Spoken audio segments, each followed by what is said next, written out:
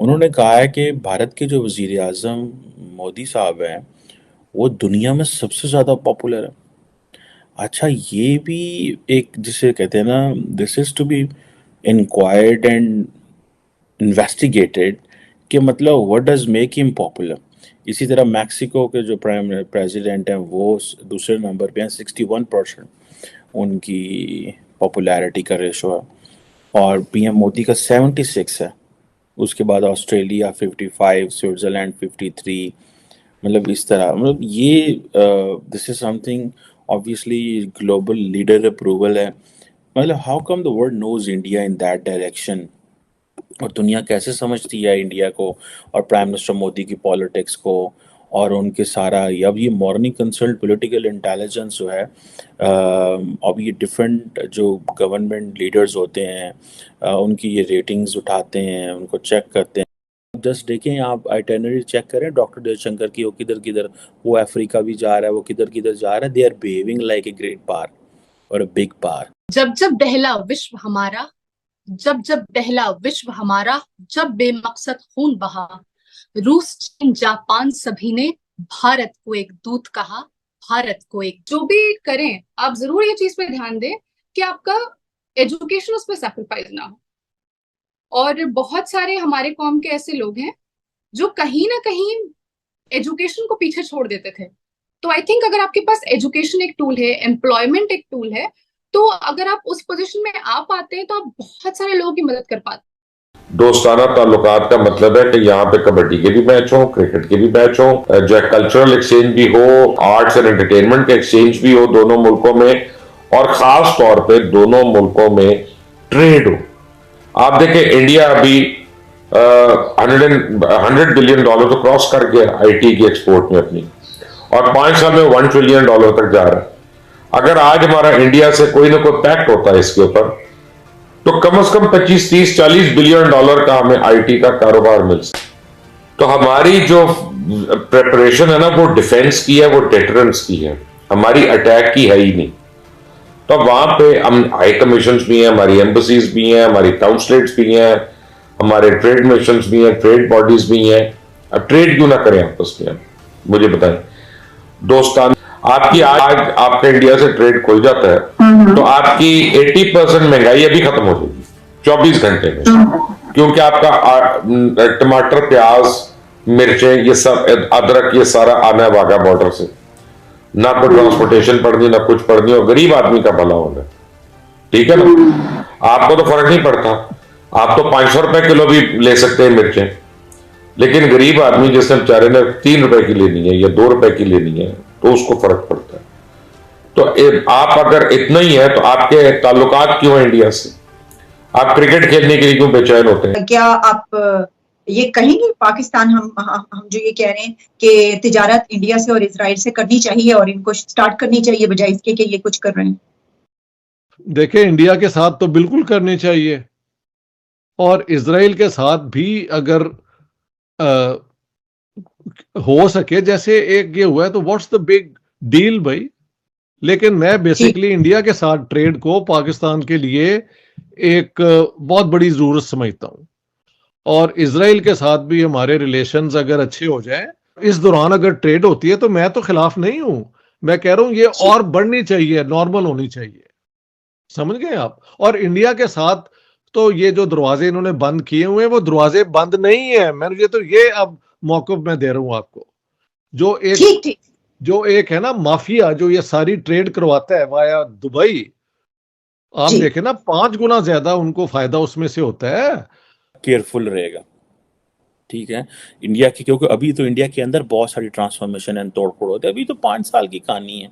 अभी तो नरेंद्र मोदी ने उनके अंदर एक अभी इंजेक्ट किया है सारा कि भैया तुम ये हो, हम वो हैं, हम वो कॉलोनियल हैंगओवर ख़त्म होना चाहिए ग्रेट पार्ट्स का। हम दुनिया की 5वीं बड़ी इकॉनमी है, बरतानिया हमसे पीछे। अभी तो वो दे आर टॉकिंग, अभी तो वो G20 को इस तरह एज ए यूज़ कर रहे हैं जिस तरह मतलब they are trying to get advantage. मतलब हर जगह G20 कर रहे हैं because that gives political part to prime minister Modi, and they are trying to inject एक उनके अंदर डाल रहे हैं कि भाई आप एक भार हो और आप सारा कुछ हो। तो ये बड़ी ऑब्वियसली इंडियंस को वो इस चीज़ में जा रहे हैं। लेकिन अगर आप ये कहेंगे, जो सिक्योरिटी है इंडिया की वो बड़ी वो डिटर्मिन करेगी कि वो किधर जाएंगे। लेकिन मेरा ख्याल है इंडिया 5-7 साल का टाइम लेगा। मे बी अगले साल 2 साल में कोई मेंबर बनने की, ऑब्जर्वर बनने की कोशिश करें। लाइक जिसे आप कहते हैं ना कि अगर कोई खित्ते के ऊपर, अगर इंडिया चाइना के बॉर्डर के ऊपर कोई ठुस ठस होती है, तो हो सकता है इंडिया क्या करे कि इंडिया एक ऑब्जर्वर स्टेटस वो इसमें नेटो के उसमें चला जाए एवं। ठीक है जी ना, एवं टोर जब कि इंडिया, पाकिस्तान, चाइना और ईरान, इनमें अगर आपस में ट्रेड होता है तो हमें किसी और मुल्क की जरूरत है दुनिया में? हमें मुआशी तरक्की के लिए, इकोनॉमिक ग्रोथ के लिए किसी और चीज की जरूरत है? अगर पाकिस्तान ने अब आगे जाना है तो पाकिस्तान को अपने हर हमसाये से, हर नेबर से नॉर्मल मरासिम रखने पड़ेंगे और हमें अपने बॉर्डर्स को कूल ऑफ करना पड़ेगा और हमें रिस्पेक्ट करना पड़ेगा हर कंट्री को और उसकी सॉवरेनिटी को, और मानना पड़ेगा। और जो फौज का बंदा होता है ना माविश, सिर्फ उसको पता है कि जंग कितनी खौफनाक है। और जो स्टूपिड आदमी अजय देवगन की फिल्में देखता है ना, उसी के लिए जंग ग्लैमरस होती है। जंग बड़ी खौफनाक चीज होती है और बहुत ही नॉन ग्लैमरस चीज होती है। हेलो दोस्तों, स्वागत है आपका इंडिया पाकिस्तान न्यूज़ चैनल में। तो दोस्तों, जैसे कि आपने वीडियो में देखा, इस वीडियो में बताया गया है कि दोस्तों वर्ल्ड यूथ पार्लियामेंट में एक मुस्लिम लड़की ने भारत को शांति का अग्रदूत कहा है और साथ ही उसी दिन भारत के प्रधानमंत्री नरेंद्र मोदी को ग्लोबल रेटिंग एजेंसी ने दुनिया का सबसे लोकप्रिय नेता माना है। इससे पूरी दुनिया में हड़कंप सा मच गया है। भारत के इस गौरवपूर्ण गाथा को पाकिस्तानी मीडिया किस तरह बयान करता है?